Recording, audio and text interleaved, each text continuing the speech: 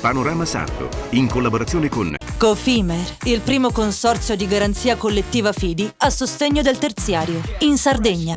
Suentu, vini nuovi da terre antiche. Dal 1953, Gruppo Cellino. Non c'è limite ai sogni. PNA, l'associazione degli artigiani e delle imprese italiane. Grafiche Ghiani, l'esperienza di una vita, l'innovazione più avanzata.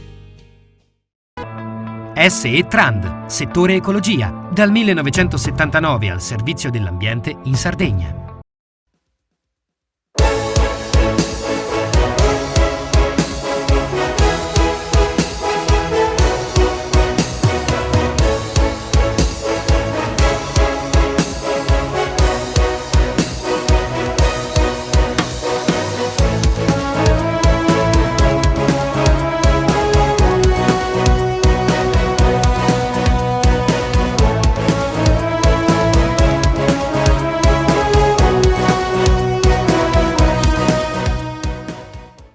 Apertura di una nuova puntata di Panorama Sardo e lo facciamo nel mondo dell'auto, dove ormai c'è un percorso che ha portato dalla vendita del cosiddetto ferro, quindi la materia macchina, al servizio. Ne parliamo con un esperto che ci accompagna sempre nelle nostre trasmissioni, Antonio Orione. Fino a che punto oggi il servizio sta superando la vendita del ferro? Beh, diciamo che il mercato in questi anni sta evolvendo, soprattutto per le aziende, per i soggetti dotati di partita IVA, verso il noleggio a lungo termine piuttosto che l'acquisto della macchina in senso stretto, come siamo abituati. Il mercato in Italia è fatto da due grandi classi: la classe dei privati, quindi le famiglie, chi acquista l'auto senza una fiscalità, e le società. Ormai quasi un terzo delle vetture immatricolate sono vendute, o meglio, vengono consegnate con una formula di noleggio a lungo termine, che è un servizio con cui si può ottenere l'utilizzo dell'auto, ma non è un acquisto del bene stesso, perché a scadenza del periodo dei 3-4 anni che si stabilisce al momento del contratto, la macchina torna in possesso di proprietà della società di noleggio. Le società di noleggio sono di due tipi: quelle diretta emanazione delle case automobilistiche, come abbiamo anche noi di Toyota, ma quasi tutte le marche hanno una loro società di noleggio, oppure quelle di emanazione bancaria, ALD, LeasePlan, queste società che nascono dalla banca come fornitrici prima del prodotto finanziario e poi del servizio di noleggio dell'auto. Cosa cambia tra noleggio e leasing? Beh, formalmente in Italia la fiscalità dell'auto è piuttosto complessa, soprattutto per chi non è agente di commercio o non ha l'utilizzo dell'auto come bene puramente strumentale. So che ci rivolgiamo a un pubblico professionale, non sto a fare grandi specifiche. Diciamo che la differenza è che il leasing è una forma di acquisto, ma la fiscalità resta la stessa dell'acquisto pagato per contanti o con un finanziamento rateale particolare. Nel noleggio, il canone di noleggio è un costo totalmente detraibile nell'anno fiscale in cui viene utilizzato, perché è paragonabile all'affitto di un immobile, per esempio, per cui molte società prediligono il noleggio, pur essendo più costoso, fra virgolette, perché è totalmente detraibile. 2022, andiamo a vedere il dato: il leasing e il noleggio, per quanto hanno influito in percentuale sul targato? Beh, allora, come stavo dicendo prima, a livello nazionale circa il 28% delle auto immatricolate sono state immatricolate con formula di noleggio. I noleggi poi sono due: a breve termine quello delle auto che affittiamo quando andiamo a fare un viaggio, e quelle a lungo termine, quindi c'è una persona che utilizza sempre quella stessa macchina. Mediamente l'80% è un noleggio a lungo termine e un 20% un noleggio a breve. Considerando che le società che acquistano l'auto non con un noleggio ma con un leasing o con un finanziamento o pagate per contanti oggi rappresentano forse un quarto del totale degli acquisti, quindi il noleggio incide ormai per il 75%, perché è una formula appunto conveniente fiscalmente, pratica, perché tutti i costi dell'utilizzo dell'auto sono dentro la rata, no? Per cui la società fa un contratto dove ci sono tutte le assicurazioni, anche quelle più complesse come la casco, l'incendio e furto, deve solo fare benzina e pagare il bollo, poi la manutenzione è compresa, nel canone c'è proprio un canone di servizio, è un po' come pranzare a casa o al ristorante, insomma non ti devi preoccupare di niente, per quello che la formula è abbastanza richiesta in questo momento. Se noi facciamo una passeggiata nella sua concessionaria ci accorgiamo che per ognuna delle auto esposte non c'è il prezzo finale, ma c'è una proposta di vendita. Diciamo che ormai è qualche anno che cerchiamo di vendere l'auto facendo capire al cliente qual è il costo mensile di utilizzo dell'auto, che sia un pagamento rateale classico, che sia un noleggio a lungo termine. Ci focalizziamo più su quanto costa tenere l'auto per un determinato periodo che non l'acquisto, diciamo, alla vecchia maniera, che sia fatto per contanti e quindi avendo conservato i soldi mese per mese, o che sia fatto con un finanziamento classico dovendo pagare mese per mese. Preferiamo spiegare che poi alla fine quello che interessa è il costo mensile, quanto mi costerà fare un finanziamento, quanto mi costerà fare un noleggio, quindi quanto mi costa possedere e utilizzare l'auto mese per mese, in modo che io possa scegliere in funzione della mia o capacità finanziaria o volontà di spendere una certa cifra, piuttosto che far vedere un prezzo assoluto che non è più indicativo del costo dell'auto, perché i nostri finanziamenti assimilabili al noleggio consentono di acquistare l'auto e rinnovare, diciamo, l'acquisto magari ogni 4 anni, non calcolando il costo diciamo di deprezzamento dell'auto, come quando si acquista, uno la paga oggi 20, me la riporta farà 5 anni, vale 7, quanto è costata quella macchina? Non 20, ma è costata 20 meno 7, è costata 13.000, quello è il deprezzamento, noi lo identifichiamo mese per mese con una rata che copra l'effettivo costo mensile per 12 annuale di quell'auto, a seconda della dimensione cilindrata sarà più o meno alta. 2023 è un anno dove non è prevista la rottamazione per gli acquisti che non riguardano l'elettrico. Beh, in teoria era prevista, però i fondi stanno finendo in questi giorni, per cui è durata meno di un mese, nel senso che il governo demagogicamente ha scelto di dare molti più fondi alle auto elettriche, che però non sono così coinvolgenti per il cliente italiano. Quei pochi fondi che c'erano disponibili per le vetture tradizionali a basso impatto ambientale, ma non elettriche, stanno finendo oggi, domani.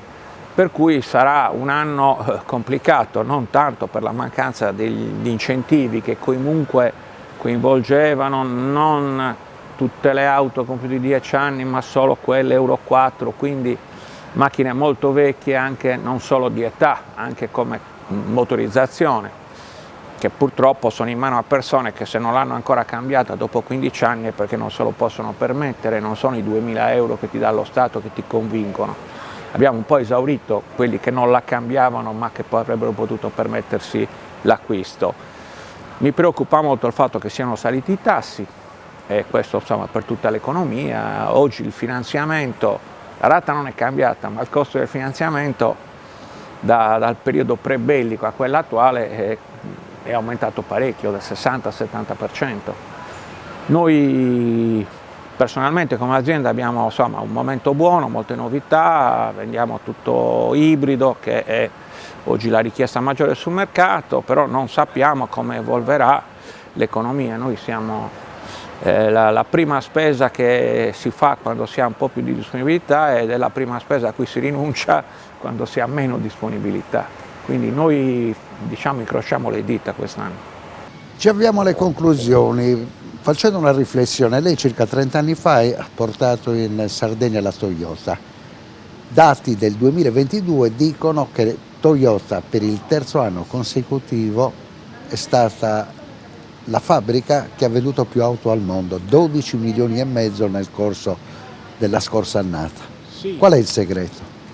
Ma Toyota ha confermato quest'anno di essere appunto la casa, diciamo, che produce maggiormente, che diciamo è più potente, fra virgolette, a livello di offerta non dimentichiamo che ormai è il secondo marchio in Europa che insomma quello vale più della classifica mondiale, perché Toyota vende anche in paesi diciamo molto distanti dal nostro mercato, è molto apprezzata negli Stati Uniti, in Asia, in Australia. Diciamo, chi ha viaggiato un po' scoprirà che ci sono più Toyota nei paesi più distanti dall'Italia. In Italia siamo comunque arrivati lo stesso terzi, noi a Cagliari insomma, siamo molto visibili.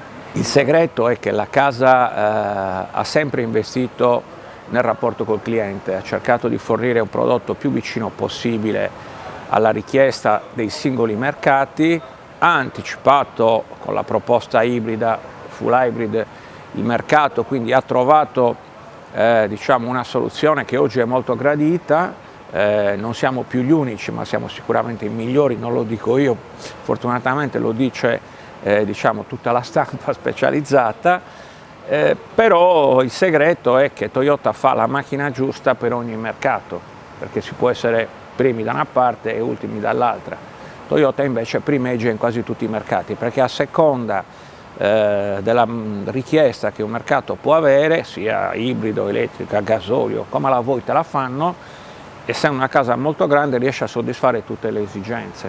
Conclusioni, ci siamo lasciati nell'ultimo appuntamento di commento sul mondo dell'automobile parlando di tempi di consegna.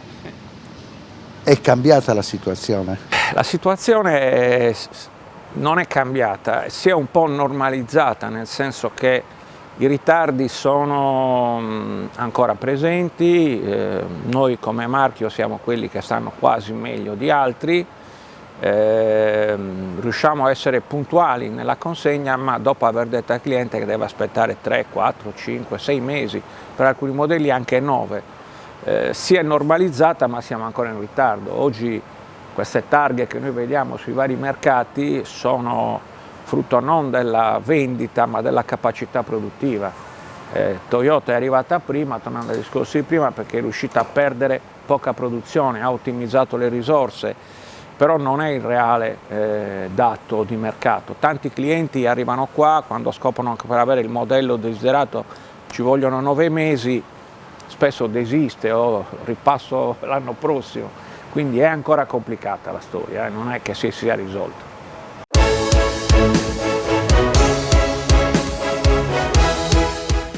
Cofimer, consorzio di garanzia collettiva Fidi, dal 1977 a sostegno del terziario. Il partner migliore nella ricerca di finanziamento più adatto a voi e nella trattativa per ottenere un fido alle migliori condizioni. Cofimer, il primo consorzio di garanzia collettiva Fidi a sostegno del terziario, in Sardegna.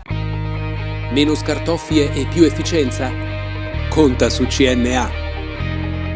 CNA, l'associazione degli artigiani e delle imprese italiane.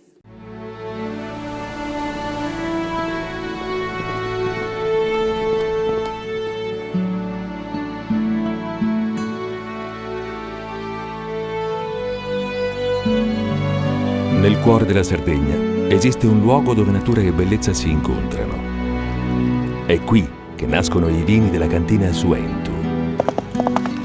Suentu, vini nuovi da terre antiche.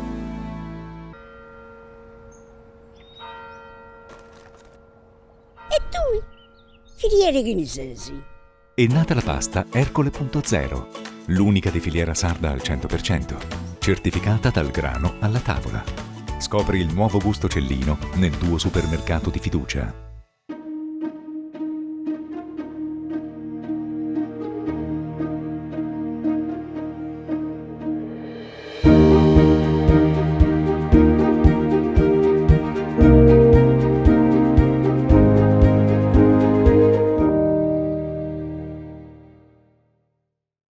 Fai impresa, la fai bene, meriti credito.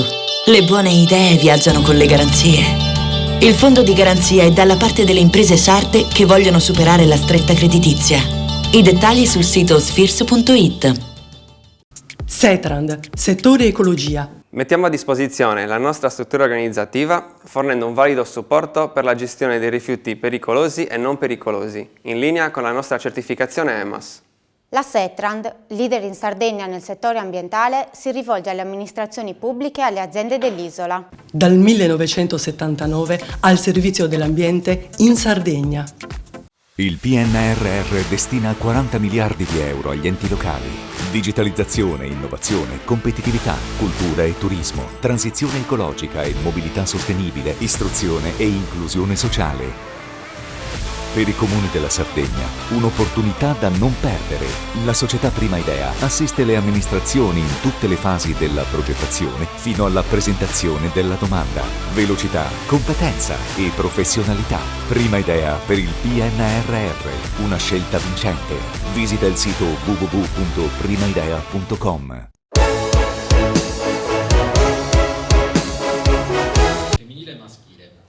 Rispetto alle crisi precedenti. Dopo quelli di Oristano e Nuoro, anche nel capoluogo l'appuntamento con la realtà territoriale di Lega Coop Sardegna che si prepara al congresso regionale del prossimo 17 febbraio con l'intento di proseguire con lo stesso impegno dei 4 anni appena trascorsi nel traghettare la cooperazione dentro il sentiero dello sviluppo sostenibile. L'organizzazione vuole essere da stimolo verso l'intero sistema istituzionale, economico e sociale regionale per la costruzione di un nuovo modello di sviluppo. Un impegno che è in linea con gli obiettivi dell'Agenda 2030 che per la prima volta mette in discussione il modello di crescita che è stato adottato fino ad ora, causa dell'aumento delle diseguaglianze a partire dalla ricchezza, madre di tutte le diseguaglianze. Nel frattempo, nella finanziaria regionale approvata mercoledì notte, viene riconosciuto l'impegno del mondo della cooperazione a sostegno dell'economia della Sardegna negli ultimi anni. Ed eccoci con Alessandro Moro, che rappresenta Lega delle cooperative nel territorio di Cagliari. Ci sono state assemblee a Oristano e a Nuoro, si va verso il congresso regionale del 17 di febbraio. Con quali temi? Fondamentalmente oggi le nostre cooperative discuteranno principalmente dei temi della sostenibilità e di uno sviluppo che vada in equilibrio con i temi economici, sociali e ambientali. Nel nostro territorio le cooperative rappresentano comunque un perno importante per la nostra economia con delle eccellenze che sostengono le comunità dove svolgono la loro attività. A livello di finanziaria è stato riconosciuto al mondo della cooperazione di avere lavorato e di essersi confermata durante i momenti più difficili, quelli della pandemia. La cooperazione anche durante la pandemia ha manifestato il suo grande spirito di resilienza e di presenza nelle comunità in cui operano. E diciamo che è un giusto riconoscimento che viene dato al mondo delle cooperative e a tutti i cooperatori che ogni giorno lavorano per portare avanti la loro attività. Il sistema cooperativo a Cagliari di quante imprese è forte? Allora, noi nel territorio di Cagliari abbiamo 280 cooperative attive appartenenti al territorio di Cagliari e Sulcis per un totale di 26.100 e 200 soci presenti nel territorio con realtà penso per esempio al consumo, all'agroalimentare e al sociale che sono aziende di riferimento e leader nel settore. Ora, a proposito del sociale, ci sono state grandi problematiche nell'ultimo periodo, si chiedeva all'assessore alla sanità un intervento, soprattutto per quel che riguarda la riduzione dei tempi nei pagamenti. Allora, la liquidità delle cooperative più che mai oggi, insomma, voi anche per il caro energia e tutti gli aumenti che ci sono stati, rappresenta sempre più una difficoltà per poter operare anche al mondo sociale. Spesso e volentieri si vedono costretti a ricorrere al sistema bancario che oggigiorno è sempre più oneroso e impegnativo da sostenere. È corretto dire che al sistema della cooperazione si stanno rivolgendo sempre di più anche i professionisti? Allora, la platea degli aspiranti, soci cooperatori che si rivolge alla nostra organizzazione per strutturare la loro impresa in forma cooperativa ormai sta racchiudendo in sé ed aggregando i settori più disparati. Oggi infatti tante cooperative anche di professionisti si stanno costituendo e gestendo la loro attività in forma cooperativa che rappresenta una valida forma di fare imprese e una governance sicuramente adatta al loro modo di operare. Ed eccoci con il presidente regionale di Lega Coop per valutare una sua valutazione, come l'hanno fatta gli altri colleghi, sulla finanziaria regionale di quest'anno. La valutazione parto dalle misure per la cooperazione, che per la prima volta hanno trovato risposte concrete e anche il riconoscimento da parte della Giunta sul ruolo svolto dalla cooperazione in questi anni. Quindi ci troviamo con le misure dei diversi settori tutte aumentate, quindi siamo, per la parte relativa alla cooperazione siamo molto soddisfatti. Per l'insieme della finanziaria speravamo di più fosse in linea con la strategia regionale dello sviluppo sostenibile che la stessa regione ha approvato, invece ancora una volta abbiamo due programmi diversi e contiamo e speriamo che i prossimi anni questi due programmi convergano. Questo premio per il vostro lavoro da che cosa è giustificato? L'assessore alla programmazione Fasolino ha detto addirittura che se non ci fosse stata la cooperazione in Sardegna in questi anni qua, questi del Covid, questi della ripartenza, la Sardegna non ce l'avrebbe fatta. Forse anche un po' esagerato, sicuramente lo sforzo fatto, abbiamo mantenuto le stesse imprese, non ha chiuso nessuno, l'occupazione è aumentata, i fatturati sono aumentati, vuol dire che eravamo già pronti anche per i momenti più difficili. La scorsa settimana c'è stato a Cagliari il congresso regionale di CGIL e il segretario Durante ha lanciato una sfida: noi siamo proiettati verso un futuro dove a parità di stipendio si lavorerà 4 giorni su 7. Alcuni hanno accolto questa proposta con un parere positivo, tra questi Confindustria e Confapi, mentre voi avete osservato che il momento è così difficile che portare avanti un progetto di questo genere è problematico. Al di là del momento, noi abbiamo evidenziato che viviamo in una terra in cui la dimensione imprenditoriale ci descrive piccole e piccolissime imprese. Abbiamo anche evidenziato che c'è anche una stranezza, che tra le grandi imprese ci sono le imprese cooperative. Ecco, noi riteniamo che quella misura lì sia fattibile laddove appunto un'impresa sia in grado di pagare 6 giorni lavorativi per 4 giornate di produzione.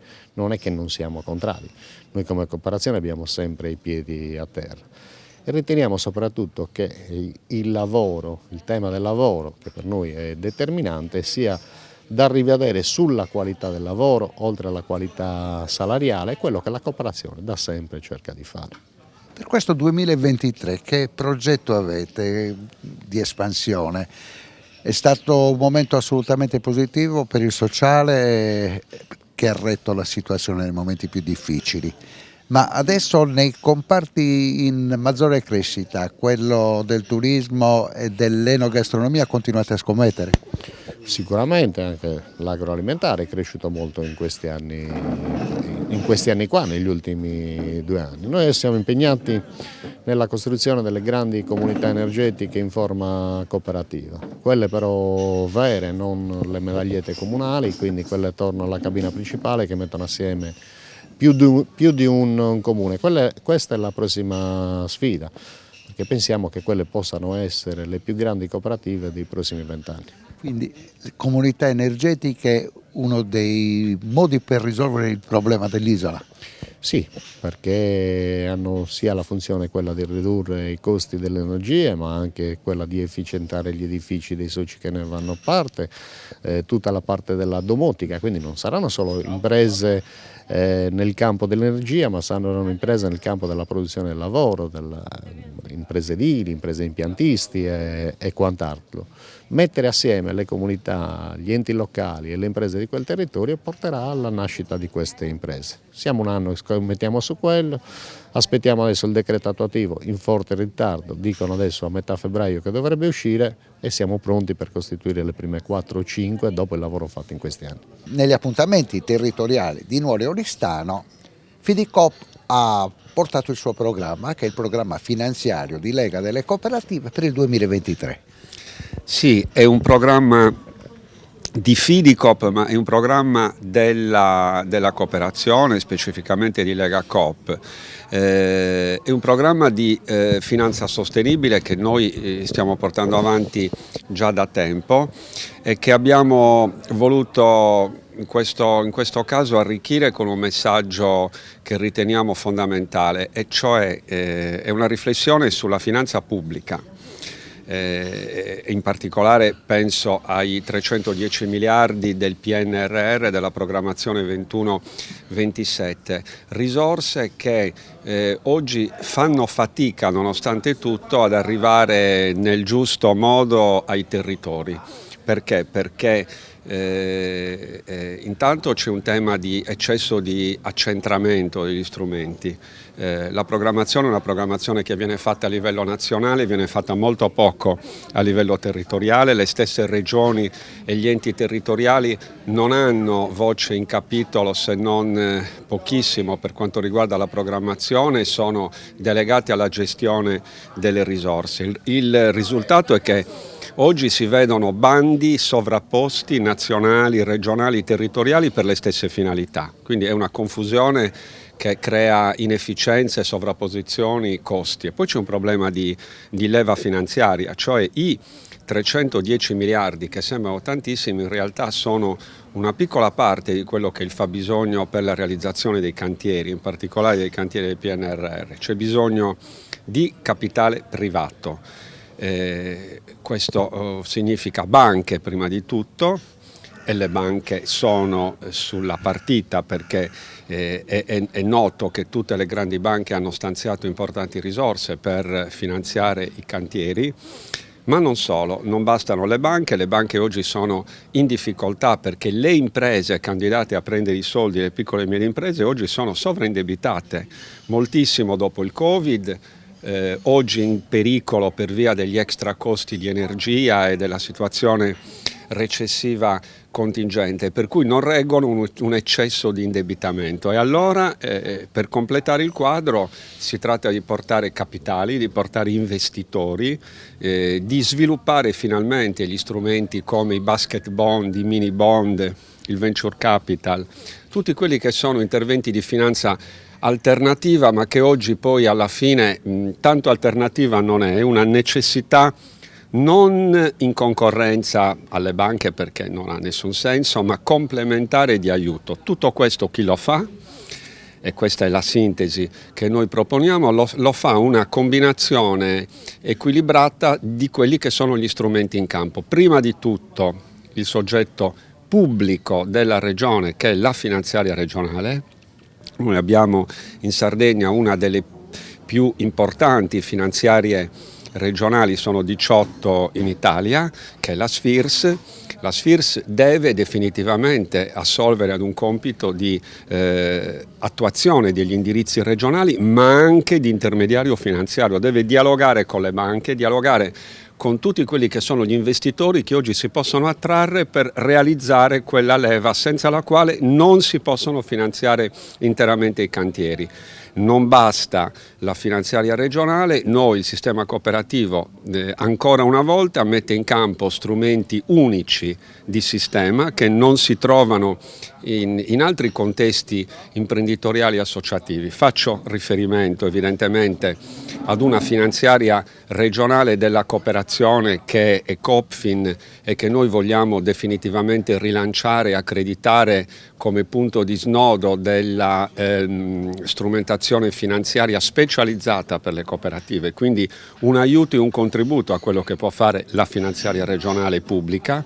Il consorzio Fidi, hai citato Fidicop, noi ci riaccreditiamo per il 2023, spero finalmente con la giusta visibilità dopo il periodo di spiazzamento del Covid per via del Fondo Centrale di Garanzia. Non è un problema di Fidicop, è un problema di tutto il mondo Confidi, però i segnali che stiamo avendo è che le banche oggi, venute meno le misure del 90, del 100% di garanzie gratis, che peraltro lo Stato non si può permettere di sostenere, non si potrà più permettere di sostenere, le banche cercano garanzie e hanno capito che i confidi possono nuovamente nel territorio esercitare il ruolo fondamentale che esercitavano un tempo, anche perché dispongono e disporranno di risorse regionali in quantità significativa. A questo, e per concludere, aggiungiamo gli strumenti cooperativi di sistema, il Coopfund, il fondo mutualistico, la CFI, Venture Capital, possibilità di fare capitalizzazione, quindi c'è tutto un set che consente appunto di rivedere e rivisitare gli strumenti finanziari in una modalità vincente che, appunto a proposito di sostenibilità, è anche sostenibile, perché tutto questo va esattamente nella direzione di cantieri, vedi PNRR, che per il 70-80% per fortuna oggi faranno sostenibilità, faranno green, andranno in quelle direzioni che sono quelle dell'Agenda 2030 che noi individuiamo come la priorità. E su questo tema andiamo alle conclusioni, perché il cronista sa da alcune anticipazioni che proprio nel mondo della cooperazione sta per nascere il più grande progetto green di comunità energetica nella piana di Arborea. Sì, noi stiamo sostenendo da tempo lo schema delle comunità energetiche e delle accessorie comunità energetiche cosiddette rinnovabili, insieme anche alle cooperative di comunità che spesso possono viaggiare insieme. Le comunità energetiche sono oggi una delle efficaci risposte alle problematiche del rispetto ambientale e in generale della sostenibilità, perché evidentemente vanno nella direzione di valorizzare gli scambi energetici, evitare le dispersioni e quindi evidentemente ridurre quelli che sono i cattivi usi e le cattive fonti energetiche, perché c'è uno schema circolare pienamente attuato. Noi siamo all'interno di questo progetto, abbiamo anche altri progetti, altre iniziative legate appunto ad alcune cooperative di comunità territoriali declinate in senso energetico. È una delle modalità vincenti per una definitiva transizione e trasformazione. Però appunto quello che è importante, non sempre la strumentazione finanziaria è di aiuto, la finanza pubblica, sono partito da quella, quindi le grandi risorse pubbliche, 750 miliardi europei che in Italia sono 230 miliardi più la programmazione, sono una risorsa fondamentale, avrebbero e hanno una capacità trasformativa in senso green, in senso sostenibile enorme, ma hanno anche una vulnerabilità che va aiutata.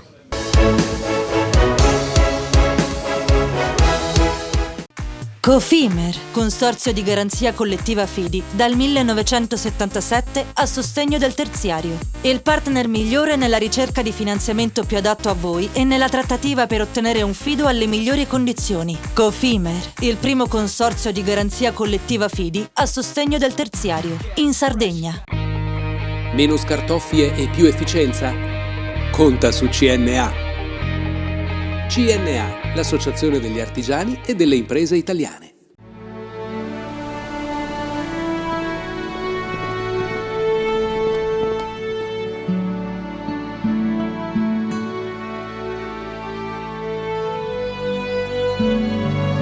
Nel cuore della Sardegna esiste un luogo dove natura e bellezza si incontrano. È qui che nascono i vini della cantina Suentu. Suentu, vini nuovi da terre antiche.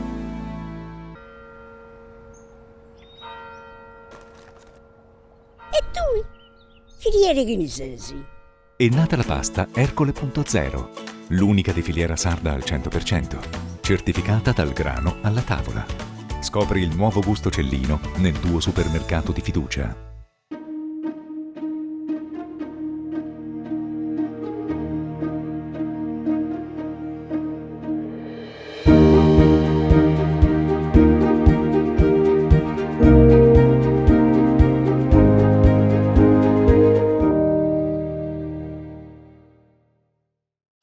Fai impresa, la fai bene, meriti credito. Le buone idee viaggiano con le garanzie. Il fondo di garanzia è dalla parte delle imprese sarde che vogliono superare la stretta creditizia. I dettagli sul sito sfirso.it. Setrand, settore ecologia. Mettiamo a disposizione la nostra struttura organizzativa fornendo un valido supporto per la gestione dei rifiuti pericolosi e non pericolosi, in linea con la nostra certificazione EMAS. La Setrand, leader in Sardegna nel settore ambientale, si rivolge alle amministrazioni pubbliche e alle aziende dell'isola. Dal 1979 al servizio dell'ambiente in Sardegna. Il PNRR destina 40 miliardi di euro agli enti locali. Digitalizzazione, innovazione, competitività, cultura e turismo, transizione ecologica e mobilità sostenibile, istruzione e inclusione sociale. Per i comuni della Sardegna, un'opportunità da non perdere. La società Prima Idea assiste le amministrazioni in tutte le fasi della progettazione fino alla presentazione della domanda. Velocità, competenza e professionalità. Prima Idea per il PNRR, una scelta vincente. Visita il sito www.primaidea.com.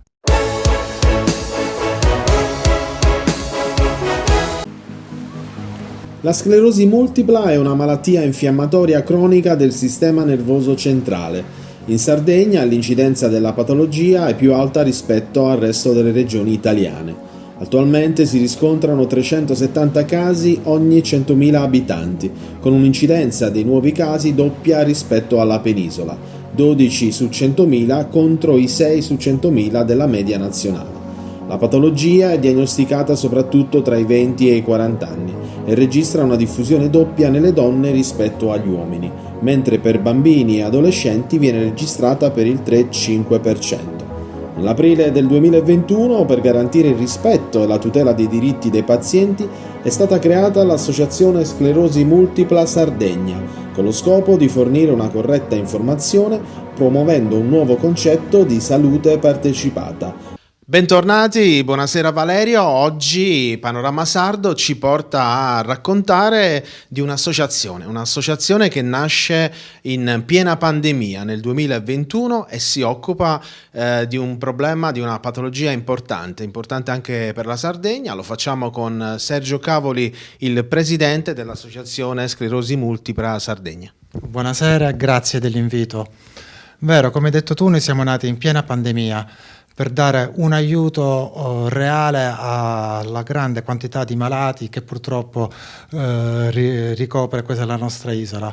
Bisogna pensare che una malattia, una patologia talmente impattante che risulta essere anche la più alta percentuale nel territorio italiano.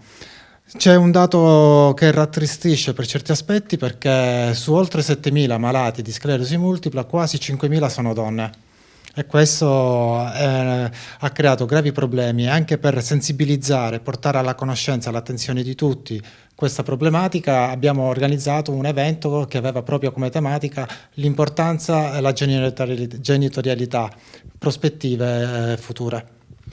Il dato purtroppo è sconfortante come altri dati di questo genere, ma si cerca di lavorare per migliorare. Voi vi appoggiate anche a tutta una serie di professionisti che tramite la vostra associazione riescono a dare un supporto a chi è portatore di sclerosi multipla, perché purtroppo questa patologia colpisce dalla giovane età anche tardiva, insomma. Però il dato sardo è sempre non confortevole, perché è il doppio di quello italiano, esattamente il doppio. Esattamente, tieni presente che in Italia ci sono quasi 130.000 persone affette da questa patologia. Quando si riceve una diagnosi del genere ci si precipita in un buco nero. Ecco perché è di fondamentale importanza avere una struttura che ti supporta. Noi per esempio ci siamo rivolti, anzi si è creata una bella collaborazione col Centro Clinico Psicologico Psichiatrico di Cagliari, Agape Sardegna, il quale si è prestato più volte, ben volentieri, a dare un aiuto generoso a noi e a tutti i nostri iscritti e chi si rivolta a noi. Poi non solo, ultimamente purtroppo anche a causa del Covid, a causa dei vari problemi che ci sono stati nel mondo di lavoro, ci siamo resi conto e abbiamo dato assistenza, grazie anche allo staff, uno studio legale col quale collaboriamo fattivamente davvero, a dare anche aiuto e assistenza a tutte quelle persone che hanno segnalato degli episodi di discriminazione, cosa che purtroppo risulta essere sempre più pressante e presente. Noi con il nostro piccolo aiuto siamo riusciti a risolvere piccoli problemi, facendo tornare il sorriso a chi è stato vittima di queste discriminazioni. Presidente, possiamo dire che la sclerosi multipla è un nemico invisibile? Chiaramente sì, subito l'invisibile, cambia da soggetto a soggetto. Infatti lo scopo della nostra associazione è quello di creare e dare le informazioni quanto più corrette possibile. Invitiamo tutte le persone affette da patologia a cercare informazioni soltanto su siti certificati e autorizzati e aver fiducia in primis nel medico di base e successivamente dal neurologo se si dovesse entrare in cura, anche perché loro sono in grado di supportare. I sintomi che può avere una persona differiscono dagli altri, anche per questo si chiama multiplo. Possono avere poi problematiche di natura diversa, problemi di tipo di vista, di ambulazione, problemi cognitivi. Quindi è fondamentale, importanza essere affiancati da uno staff, da un team medico che possa seguire in tutto a 360 gradi l'evolversi della malattia.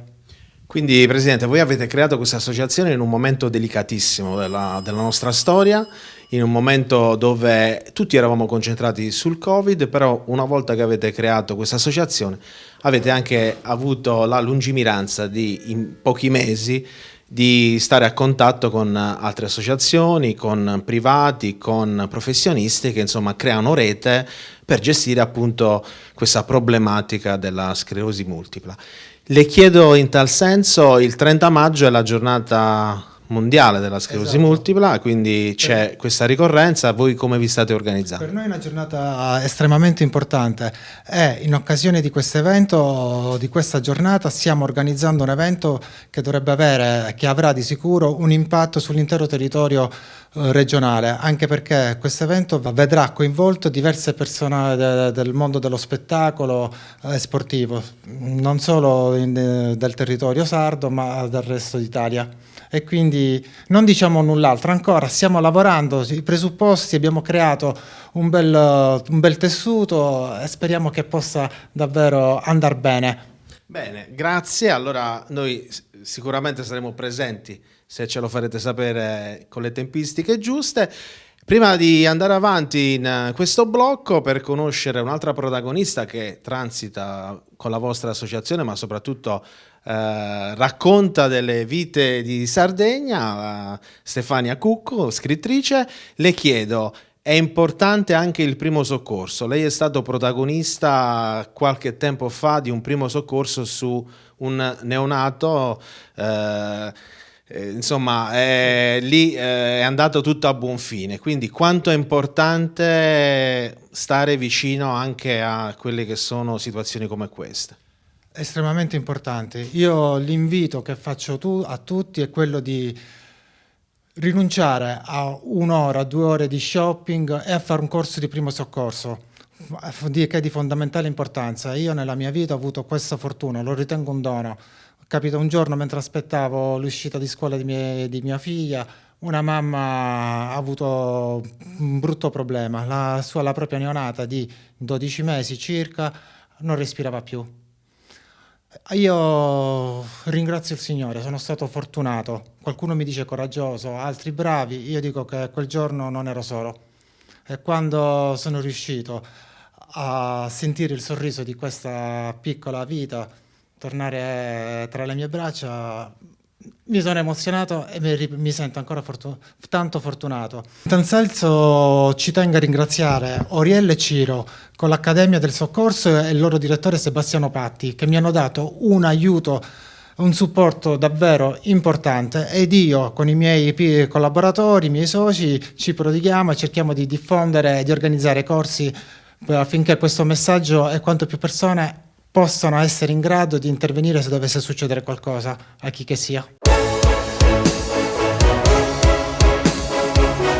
Nel ringraziare il presidente dell'Associazione Sclerosi Multipla Sardegna, Sergio Cavoli, che ci ha prospettato quelli che sono i lavori di questa associazione e la sensibilità e soprattutto l'emozione che è trasparsa, ma ci ha portato comunque a conoscenza di un qualcosa di importante da un punto di vista di patologie che sono presenti qui nella nostra isola. E abbiamo anticipato prima Figli di Sardegna, racconti di vita 2 della professoressa Stefania Cuccu.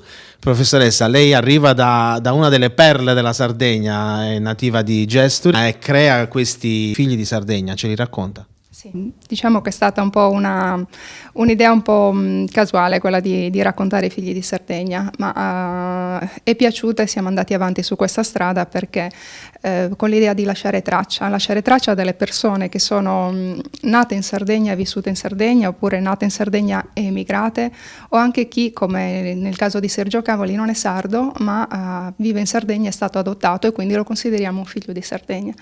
Persone che hanno fatto tanto per la nostra terra e quindi si sono date da fare e hanno dato lustro, diciamo, alla nostra isola, sia da un punto di vista storico, da un punto di vista culturale, da un punto di vista artistico, ma anche chi, come nel caso di Sergio e dell'Associazione per la Sclerosi Multipla, si dà da fare per gli altri, a favore degli altri.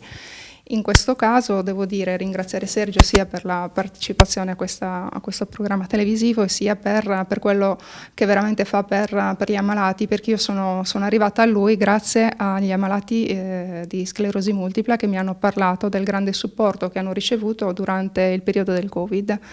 E quindi non potevo farmi sfuggire l'occasione di raccontare di lui, di raccontare della sua associazione, quindi lasciar traccia di quella che è veramente, di quelle che sono le persone importanti per la nostra Sardegna. Lei parte, come dicevamo prima, da un paese simbolo della Sardegna, da Gesturi, che porta tanta cultura, tanta religiosità, ma soprattutto anche tanta tradizione. E gira, come tutti noi, fa dei percorsi per la sua formazione, però lei ha un osservatorio particolare, i giovani. Dal suo osservatorio, i giovani, al di là di questi 2 anni di Covid, ma oggi, attualmente, la solidarietà come la percepiscono? Devo dire che i ragazzi sono molto propensi ad aiutare gli altri, benché se ne dica, benché si parli delle grandi difficoltà dei giovani, quando si parla di problematiche sono molto disponibili ad aiutare. E quindi diciamo che sono a favore e addirittura ho voluto scrivere questi libri anche per loro, perché ci fossero degli esempi positivi da seguire, perché diciamo che i nostri giovani oggi sono molto influenzati i cosiddetti influencer, scusa il gioco di parole, però ecco, per me i nostri influencer sono proprio le persone che abitano la nostra Sardegna, che hanno veramente tanto da dare, e quindi io voglio che siano influenzati da queste persone, ecco perché racconto nei miei libri, faccio anche questa esperienza di raccontare nei libri proprio la vita di queste persone, perché possono essere un esempio positivo per tutti. I modelli non vanno imitati, vanno studiati, e in Sardegna fortunatamente abbiamo tanti modelli. Prima di salutarci e di dare la linea alla regia, le chiedo quale sarà il suo prossimo lavoro. Allora, c'è un lavoro che mi è stato commissionato proprio dal padre Ignazio della chiesa dei Cappuccini di Cagliari, e mi chiede e quindi vi chiedo, me ne approfitto in questa circostanza, di raccontare le testimonianze di chi ha conosciuto Fra Nicola, di chi ha conosciuto in vita Fra Nicola e ha ricevuto delle grazie, e quindi chiunque, chi ha delle esperienze da raccontare, si mette in contatto con me. Si mette in contatto via social con me, Stefania Cuccu. Bene, grazie professoressa Cuccu. Ringraziamo l'Associazione Sclerosi Multipla Sardegna, il presidente. Torneremo con i nostri percorsi a parlare di tutto quello che è non solo questo comparto di solidarietà, ma i nostri viaggi continuano. Diamo la linea alla regia, restate con noi.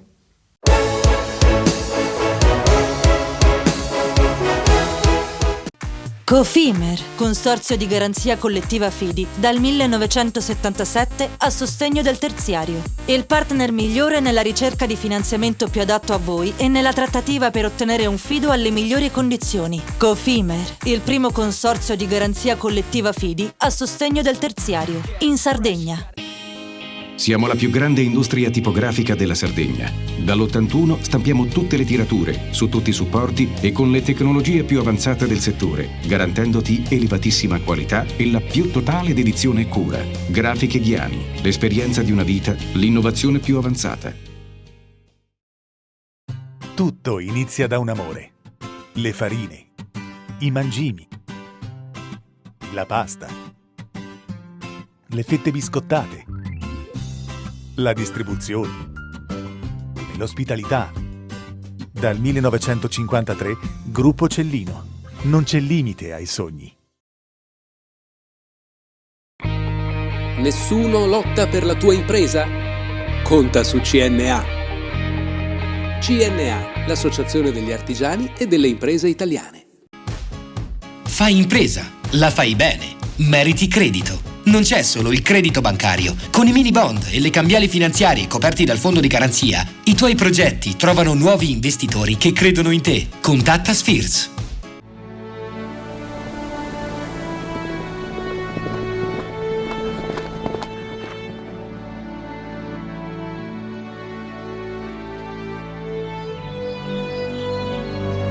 Nel cuore della Sardegna esiste un luogo dove natura e bellezza si incontrano.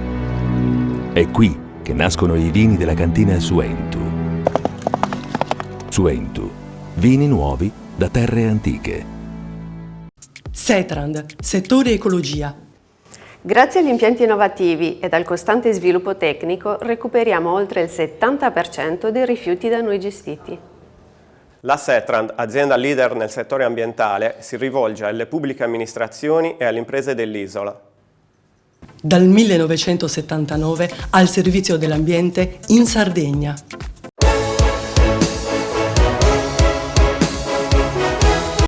L'isola e le tante sfide aperte, quelle che deve ancora affrontare. Su questo tema i socialisti sardi scendono in campo in vista delle prossime regionali.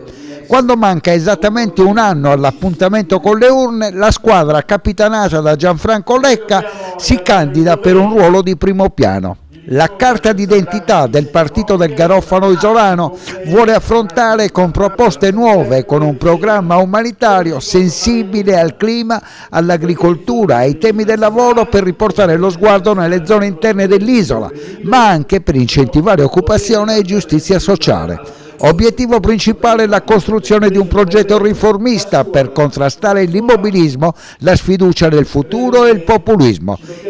E così il PSI ha messo nero su bianco un percorso per assicurare un futuro ai giovani, l'ambiente, il regionalismo, il lavoro e le crisi nei campi, nell'industria e nei paesi dell'entroterra. Con questo spirito si è sviluppata la conferenza programmatica del partito, un'occasione per richiamare tutte le forze socialiste, ambientaliste, autonomiste e civiche e mettere insieme le grandi competenze presenti in ogni campo per rappresentare un elemento di indubbia forza e novità politica. Ospite di Panorama Sardo il mio amico Gianfranco Lecca, che se non erro va verso il mezzo secolo di tessera del Partito Socialista. Esattamente sì, mi ero iscritto giovanissimo studente nel 1974, quando vi fu il golpe in Cile, figuriamoci. Nel fine settimana, Lecca, avete lanciato una nuova sfida, vi preparate e siete i primi a scendere in campo per le nuove elezioni regionali. Sì, noi ci prepariamo per le prossime elezioni regionali, abbiamo fatto in questi anni tanto lavoro nei territori, abbiamo trovato tante persone disponibili a fare un percorso con noi, anche persone che con noi non avevano mai avuto militanza. Lo facciamo per tempo e facciamo una conferenza programmatica perché pensiamo sia insufficiente mettere su una coalizione alternativa all'attuale coalizione di governo regionale con il solo fine di battere questa coalizione. Noi riteniamo che debba esservi un cemento programmatico perché chi si candida a governare la Regione Sarda nei prossimi anni deve avere una visione programmatica unitaria perché questo ci darà la possibilità di risolvere i problemi che la Sardegna attende di essere risolti. Voi parlate di una Sardegna sostenibile, di una Sardegna che va verso il rinnovamento, soprattutto di una Sardegna green per il futuro. Beh, noi già in diverse occasioni, in altri incontri che abbiamo fatto, abbiamo coniato il termine di ecosocialismo, riteniamo peraltro Siamo profondamente convinti che uno dei primi temi per noi sia quello di Sardegna isola biologica, perché pensiamo che la tutela dell'ambiente, la salubrità dei suoi elementi, le sue caratteristiche organolettiche, l'ambiente e tutto quanto fa parte di questo possa rappresentare una marcia in più non solo per coloro i quali vivono in Sardegna, ma per coloro i quali vogliono venire in Sardegna, vogliono trascorrere una vacanza in Sardegna, debbono sapere loro che venire in Sardegna significa venire per star bene, per avere un'aria pulita, per avere un ambiente sano, per avere degli alimenti di grandi caratteristiche. E quindi voglio dire, noi pensiamo che Sardegna isola biologico si possa raggiungere peraltro con la proposta che noi ci appresteremo a fare appena saremo in Consiglio regionale di divieto totale e assoluto di utilizzo di fitofarmaci di classi tossicologiche molto pericolose, perché queste non solo nuociono alla salute ma determinano poi uno splafonamento della spesa sanitaria. Mi vuoi fare una valutazione di quello che è stato il percorso di Cristian Solinas negli ultimi 4 anni? Ma io ho qualche difficoltà, perché dovrei esprimere 2 tipi di giudizio. Io faccio l'amministratore, sono anche sindaco di un comune. Devo dire che come sindaco questa giunta non mi ha trattato male.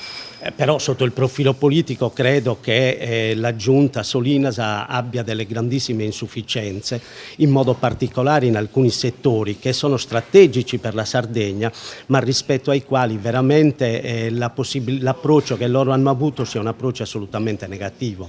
Va dai trasporti alla sanità. Se solo dovessimo pensare a quanti cittadini in Sardegna oggi sono senza medico di base, e questi finiscono per andare negli ospedali, nei pronti soccorso, intasare i pronti soccorso, aumentare la spesa sanitaria. Quando si sarebbe potuto risolvere il problema anche in termini abbastanza semplici, voglio dire, dando la possibilità per esempio a medici di base di andare oltre i 1500 assistiti. D'altronde dico, se bisogna avere anche il coraggio di buttare il cuore oltre l'ostacolo qualche volta, se la sanità in Sardegna la paghiamo noi, allora ci scegliamo noi, caro governo nazionale, il tipo di sanità che vogliamo e facciamo in modo che vi sia una sanità calzante, attinente a quelli che sono i bisogni e le istanze che arrivano da tutti i territori, sia i territori marginali sia i territori più centrali. Ecco, quindi su tutta una serie di questioni noi riteniamo che la giunta Solinas abbia veramente mancato. Si parla molto di energia, cosa ne pensa il Partito Socialista delle comunità energetiche? Ma guardi, noi siamo assolutamente d'accordo con le comunità energetiche, peraltro io provengo da un paese dove abbiamo quasi tutto, noi abbiamo fotovoltaico dappertutto e tutte le nostre strutture comunali sono voglio dire, servite da questo sistema. Crediamo che vadano implementate, noi riteniamo che quel settore lì sia un settore che può determinare veramente un futuro per la Sardegna, soprattutto perché è un futuro pulito. E quindi io credo che questo sia assolutamente da implementare. Servirebbero delle risorse, delle attenzioni da parte della giunta regionale. Oggi peraltro vi sono tantissimi bandi in essere, anche di ordine comunitario, quello del PNRR, eccetera. Si tratta che si mettano le amministrazioni, i comuni nelle condizioni di poter operare in modo tale da arrivare ad avere quelle fonti finanziarie che gli determinano poi di costruire questo sistema, che deve essere un sistema assolutamente integrato, però compatibile con tutte le altre situazioni che vi sono. L'ultima curiosità, non possiamo che parlare di continuità territoriale, il caso Alghero. Altro bel problema, ecco, anche su questa questione, tutta la provvisorietà, tutta l'improvvisazione, tutti i bandi a termine ridottissimo, non possono non determinare situazioni di questo genere. Noi riteniamo che Alghero abbia le carte in tavola per stare sul mercato dei trasporti e serve necessariamente una grande opera di valorizzazione, si tratta di trovare i vettori disponibili, però probabilmente è proprio il caso di andare verso una continuità territoriale nuova. La continuità territoriale vecchia, come l'abbiamo vista in tutti questi ultimi anni, probabilmente ormai è insufficiente, ha mostrato tanti limiti. Noi crediamo che bisogna fare uno sforzo per trovare delle soluzioni più confacenti, più attinenti a quelle che sono le realtà attuali della nostra Sardegna. La domanda delle domande: quanto è difficile essere socialista dopo la Prima Repubblica? Ma Io credo che essere socialisti non sia poi così difficile. Certo, la Prima Repubblica per noi ha segnato una situazione di grande difficoltà, abbiamo rischiato l'estinzione, però la forza delle idee è l'aspetto fondamentale. Se uno crede in determinati valori, in determinati principi, io credo che oggi non possa sentirsi che socialista. Peraltro dico, oggi assistiamo in Sardegna, ma non solo in Sardegna, anche nel panorama politico nazionale, a tante forze politiche che si chiamano al riformismo, ma nessuna di queste ha il coraggio di dire noi siamo socialisti. Molti si definiscono socialisti in Europa, hanno vergogna o paura o perplessità di definirsi socialisti in Sardegna. Noi riteniamo invece che il messaggio socialista sia un messaggio assolutamente puntuale, attinente, attivo, che oggi vada speso e che noi intendiamo spendere in tutti i territori da qui alle prossime elezioni regionali, perché crediamo che una sinistra, e anche in Sardegna, al governo regionale senza i socialisti sia una sinistra insufficiente.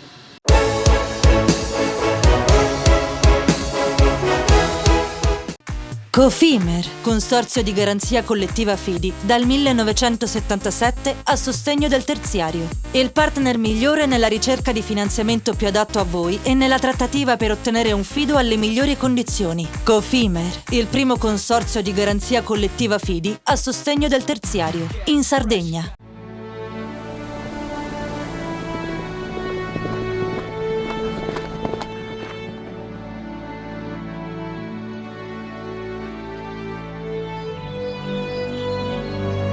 Nel cuore della Sardegna esiste un luogo dove natura e bellezza si incontrano. È qui che nascono i vini della cantina Suentu. Suentu, vini nuovi da terre antiche. Fai impresa, la fai bene, meriti credito. Le garanzie diventano importanti. Il fondo di garanzia agevola il tuo accesso al credito. Se una banca ti presta denaro, hai garanzia a prima richiesta. Se ottieni 100, la garanzia copre fino a 80. La maggior parte delle garanzie è gratis. I dettagli sul sito sfirsu.it.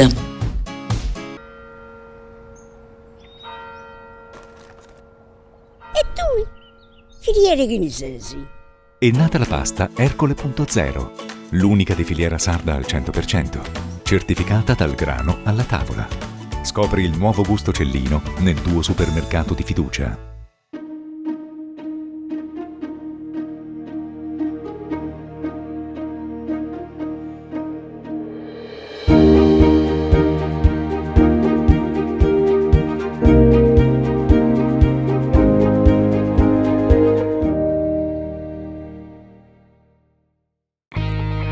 Difficile rapporto con le banche? Conta su CNA. CNA, l'associazione degli artigiani e delle imprese italiane. Setrand, settore ecologia. Siamo in grado di attivare il servizio di pronto intervento ecologico in caso di emergenza e con potenziale contaminazione delle matrici ambientali. La Setrand, azienda leader nel settore ambientale in Sardegna, si rivolge alle pubbliche amministrazioni e alle imprese dell'isola. Dal 1979 al servizio dell'ambiente in Sardegna. Il PNRR destina 40 miliardi di euro agli enti locali. Digitalizzazione, innovazione, competitività, cultura e turismo, transizione ecologica e mobilità sostenibile, istruzione e inclusione sociale. Per i comuni della Sardegna, un'opportunità da non perdere. La società Prima Idea assiste le amministrazioni in tutte le fasi della progettazione fino alla presentazione della domanda. Velocità, competenza e professionalità. Prima Idea per il PNRR, una scelta vincente. Visita il sito www.primaidea.com.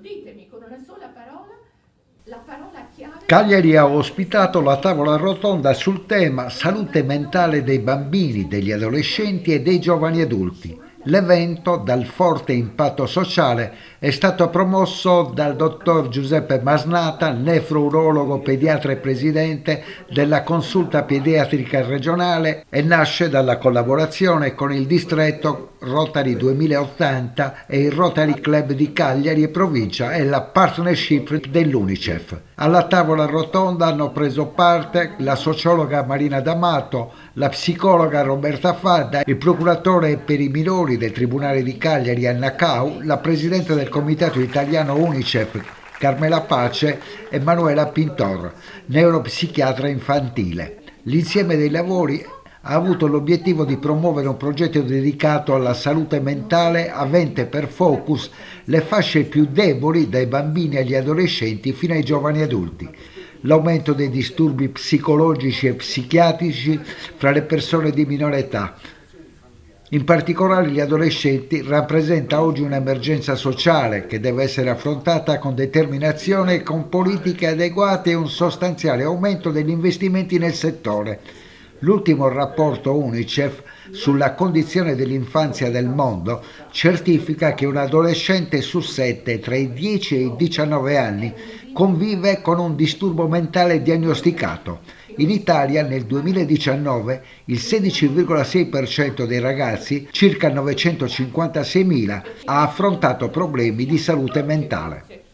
Valerio, buonasera, siamo al T-Hotel, si parla di salute mentale nei minori, un tema che mette assieme quasi 1 milione di adolescenti in Italia che soffrono di disturbi, che hanno delle problematiche e che chiaramente coinvolgono in maniera e con un impatto molto forte anche le famiglie. Siamo con il dottor Giuseppe Masnata, presidente della consulta pediatrica regionale e qui ci sono i lavori del Rotary in collaborazione con l'UNICEF su questo tema. Gli specialisti hanno necessità di raccontare, promuovere e formare una sorta di barriera preventiva, questo è l'importante.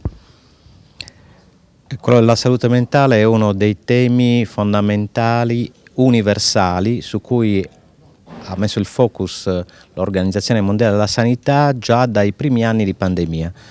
Lo stato della salute mentale universale a qualsiasi età è peggiorato nettamente dall'inizio della pandemia, con dei numeri impressionanti, 800.000 suicidi all'anno che colpiscono molto i giovani, la fascia giovanile. Anche noi abbiamo un numero veramente importante e abbiamo un ragazzo su 7 con problemi di salute mentale in Italia. In Sardegna abbiamo dei numeri che fanno il pari con quelli delle altre regioni. Nel corso della tavola rotonda organizzata dal distretto 2080 del Rotary e dal Rotary Club Cagliari insieme con gli altri Rotary parleremo di questo e daremo i numeri della Sardegna. Dottor Masnata, dare i numeri della Sardegna significa fotografare uno stato sanitario, assistenziale sano o che preoccupa?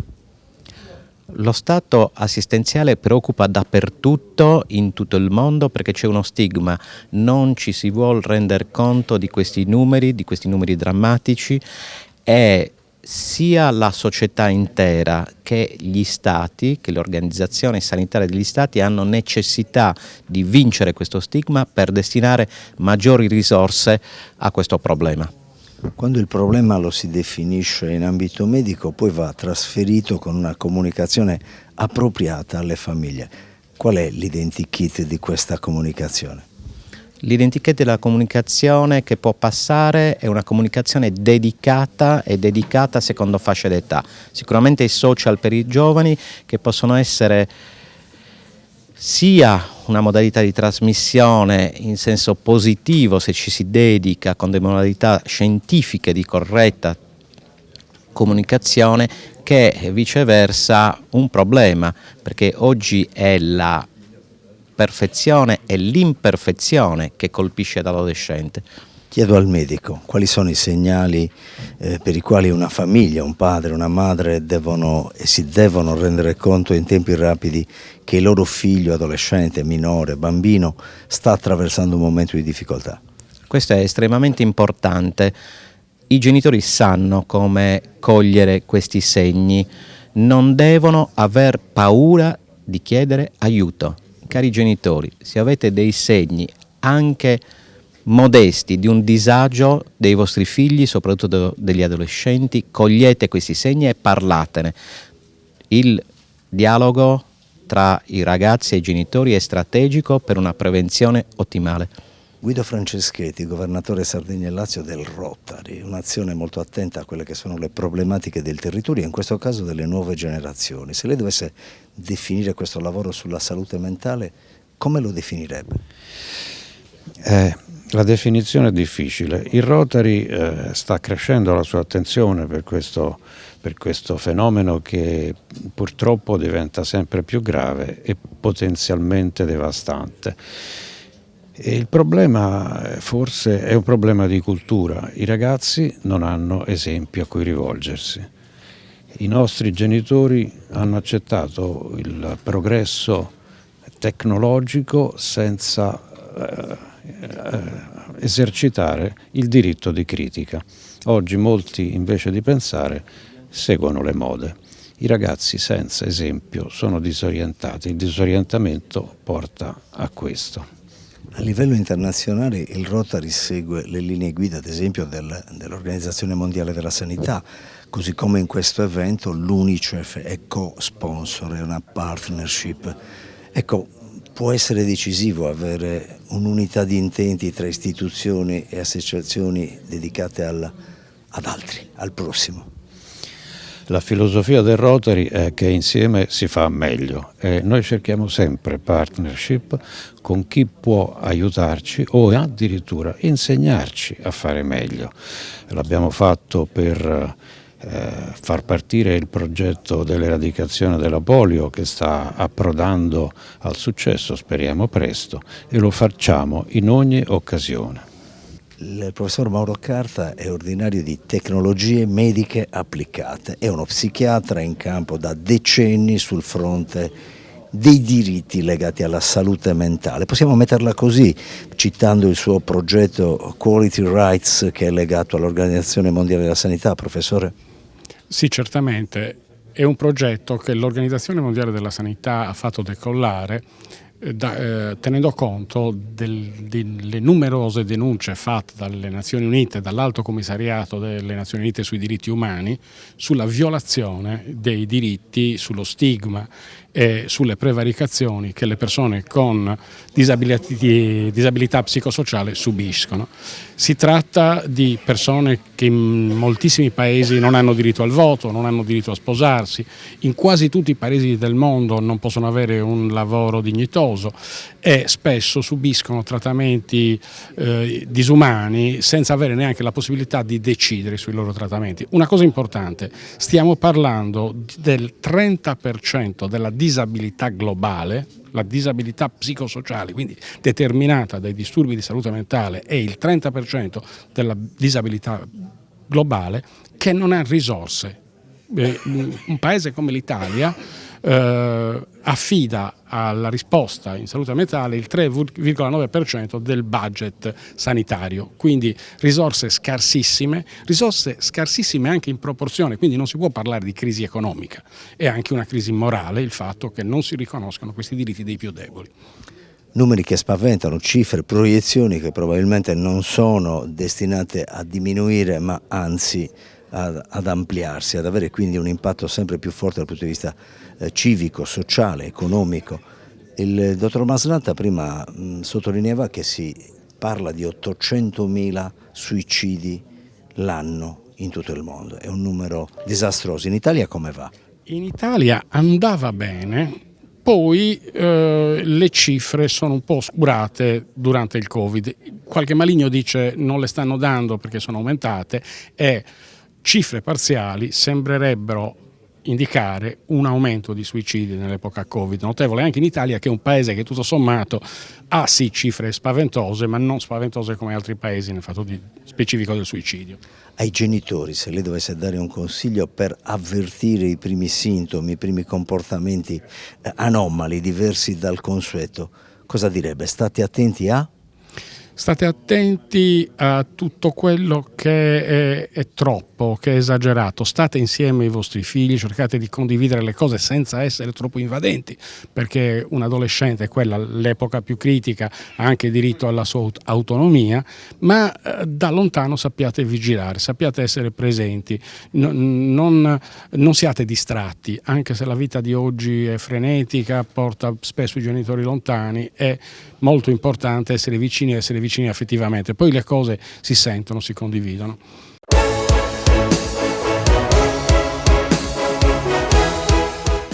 Cofimer, consorzio di garanzia collettiva Fidi, dal 1977 a sostegno del terziario. Il partner migliore nella ricerca di finanziamento più adatto a voi e nella trattativa per ottenere un fido alle migliori condizioni. Cofimer, il primo consorzio di garanzia collettiva Fidi a sostegno del terziario, in Sardegna.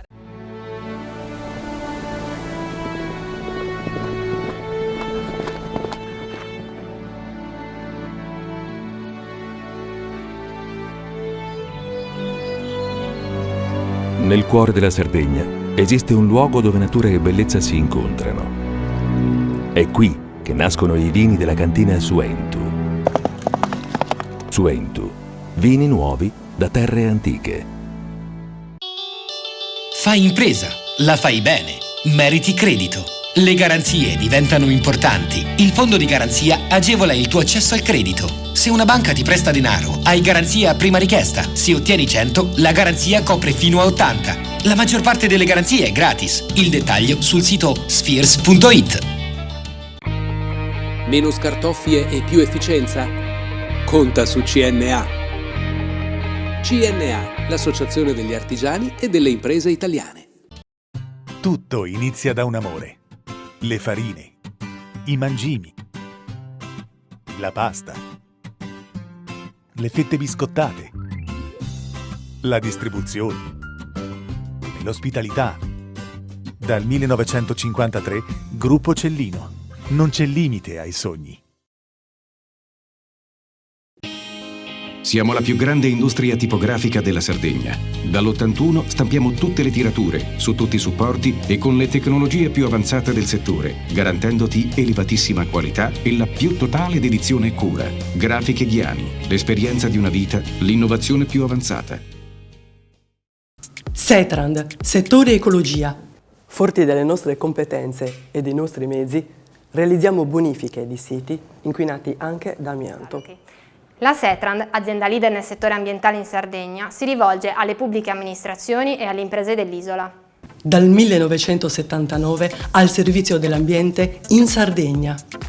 Il PNRR destina 40 miliardi di euro agli enti locali. Digitalizzazione, innovazione, competitività, cultura e turismo, transizione ecologica e mobilità sostenibile, istruzione e inclusione sociale. Per i comuni della Sardegna, un'opportunità da non perdere. La società Prima Idea assiste le amministrazioni in tutte le fasi della progettazione fino alla presentazione della domanda. Velocità, competenza e professionalità. Prima Idea per il PNRR, una scelta vincente. Visita il sito www.primaidea.com.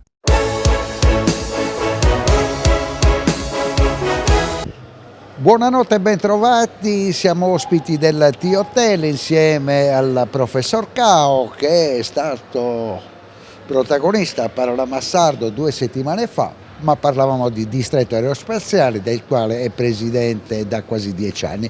Oggi il tema è il CRS4 di cui è amministratore unico e ci sono grandi novità. Leggo il vostro comunicato, CRS4, la ricerca al suo massimo potenziale, un nuovo approccio per il futuro. Parliamone. Tanto grazie come sempre di questo interesse che mostrate alle attività che portiamo avanti, in particolare quelle del CRS4. Ma si tratta di una riorganizzazione che abbraccia diversi temi. Una riorganizzazione che diventava necessaria anche in relazione alla andata in pensione di un dirigente, che ha costretto in qualche modo la società a ripensare alcuni percorsi.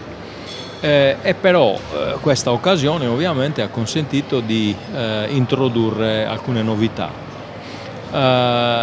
In particolare una novità a cui tengo moltissimo e credo che possa dare grande visibilità al CRS4 è rappresentata da un piccolo gruppo che si occuperà di divulgazione. Un tema molto appassionante, ma lo vogliamo declinare per i bambini.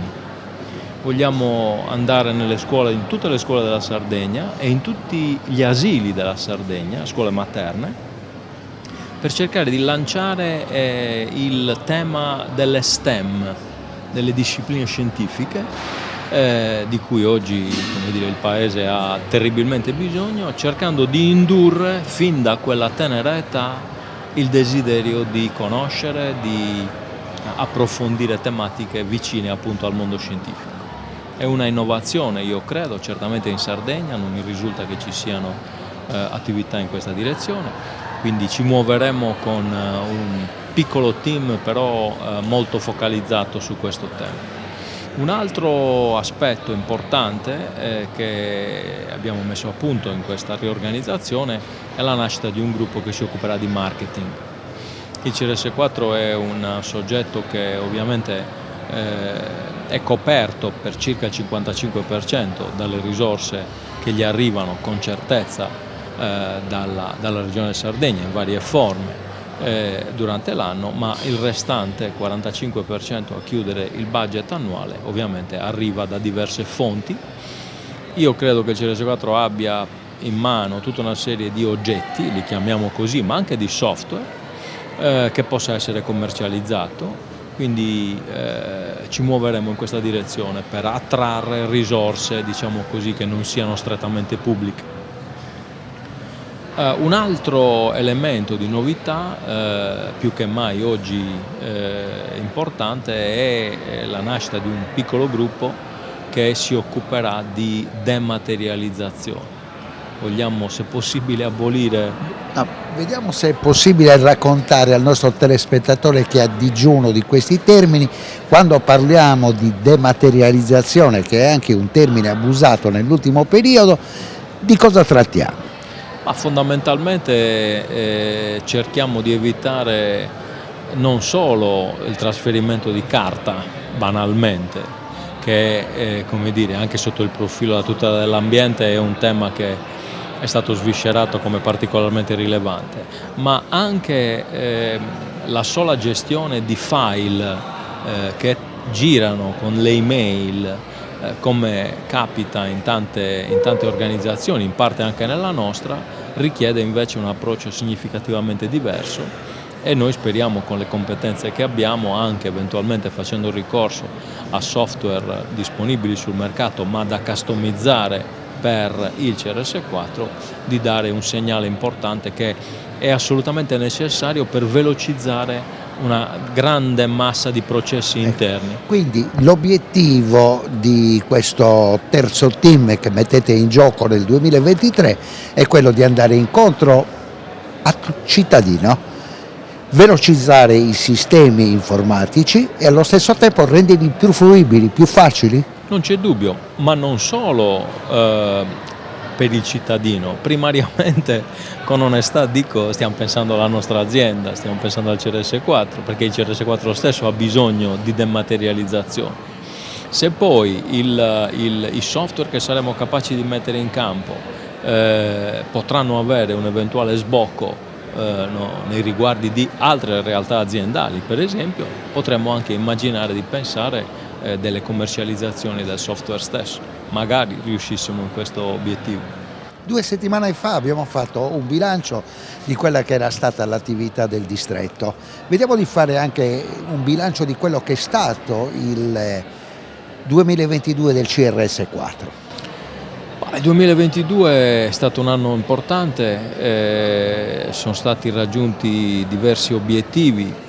Io tra questi credo di poter citare l'obiettivo di essere riusciti a innescare un percorso virtuoso di lavori scientifici e di attività nel settore del mondo dei computer quantistici. Credo sia un'assoluta innovazione, perlomeno in Sardegna, ci sono pochissime realtà in giro per l'Italia che si occupano di questi temi. Ecco, ma professore, le chiedo un altro sforzo. Quando parliamo di quantistico, a cosa ci riferiamo? Ci riferiamo a macchine che invece di lavorare con i noti bit, lavorano con i noti qubit, adesso, a parte la battuta naturalmente. Sono delle macchine assolutamente innovative che si muovono su architetture piuttosto complesse, che in parte possono aver bisogno anche di temperature prossime allo zero per poter operare, perché lavorano con dei superconduttori. Noi stiamo puntando ad acquistare, e speriamo di riuscirci, una delle forse prime macchine in Italia, ma ovviamente non ci muoveremo verso questo tipo di tecnologia, ci muoveremo verso altre tecnologie che consentono di operare a temperatura ambiente, purché raffreddata naturalmente in modo opportuno, ma non scendendo a temperature così basse. Tra i progetti che avete avviato e che andranno a definizione nel 2023 c'è anche quello che riguarda Sotacarbo. C'è anche quello che riguarda Sotacarbo, è un progetto, un bando dell'Agenzia di Coesione, se non ricordo male, è un progetto che, come mi piace dire, gioca una partita territoriale con una sinergia forte fra i diversi attori, e io credo che questo sia il vero motivo che ci ha consentito di appunto raggiungere l'obiettivo. Plauso a Sotacarbo naturalmente, che fa da driver di questo progetto. Certamente CRS4 dà un significativo contributo in quel settore legato al mondo dell'energia naturalmente, dove insomma, abbiamo delle competenze ormai conosciute. Ci abbiamo le conclusioni, stanno per partire i titoli di coda. Come viaggia CRS4 in sintonia con gli Atenei della Sardegna?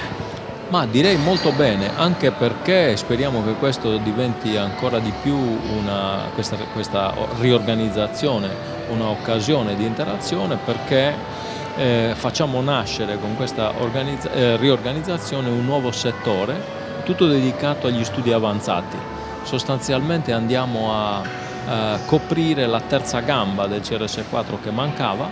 CRS4 è centro di ricerca e sviluppo e studi superiori, la ricerca e lo sviluppo c'erano, mancavano gli studi superiori. Abbiamo introdotto un gruppo totalmente dedicato a questo tipo di attività, che già svolge attività significative in questo senso attraverso un progetto importante finanziato dalla Regione che va sotto il nome di RIALE, sostanzialmente dei laboratori virtuali che sono stati estremamente apprezzati durante la pandemia per consentire agli studenti delle scuole medie e superiori di poter vedere un laboratorio anche stando a casa naturalmente, e sulla scorta di questa importante esperienza che è stata fatta abbiamo pensato che strategicamente, proprio per anche rinforzare sotto il profilo della formazione la rapportazione con le università, questa possa essere una strada utile e opportuna da declinare sul territorio. Un altro dei fiori all'occhiello, non mi accontento mai quando chiacchiero con il professor Cao, è quello dell'alga spirulina. È un progetto che vi ha visto i protagonisti in anteprima internazionale. Sicuramente, lì è una interazione forte con l'Università di Cagliari, dove viene svolta principalmente l'attività modellistica di crescita di questa alga, microalga, che abbiamo sperimentato e stiamo continuando a sperimentare per future missioni spaziali. Ovviamente il CRS4 svolge un ruolo di tipo modellistico in questo scenario progettuale, cioè sviluppa modelli matematici che cercano di simulare la realtà sperimentale. E io credo che lo faccia con grande competenza, e ci auguriamo che questo tema che andremo a sviluppare all'interno del grande progetto di innovazione guidato dall'Università di Sassari, a cui partecipa anche l'Università di Cagliari, possa trovare ulteriori sviluppi. Grazie, veramente buonanotte, abbiamo concluso anche questa settimana la nostra trasmissione, grazie della disponibilità, professore.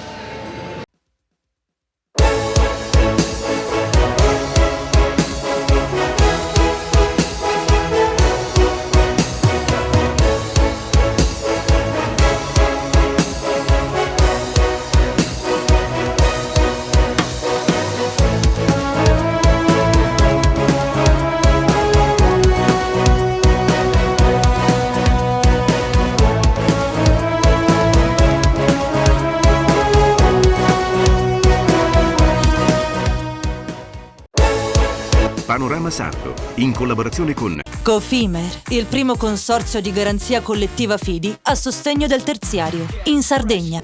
Suentu, vini nuovi da terre antiche. Dal 1953, Gruppo Cellino. Non c'è limite ai sogni. CNA, l'associazione degli artigiani e delle imprese italiane. Grafiche Ghiani, l'esperienza di una vita, l'innovazione più avanzata. SE Trand, settore ecologia, dal 1979 al servizio dell'ambiente in Sardegna.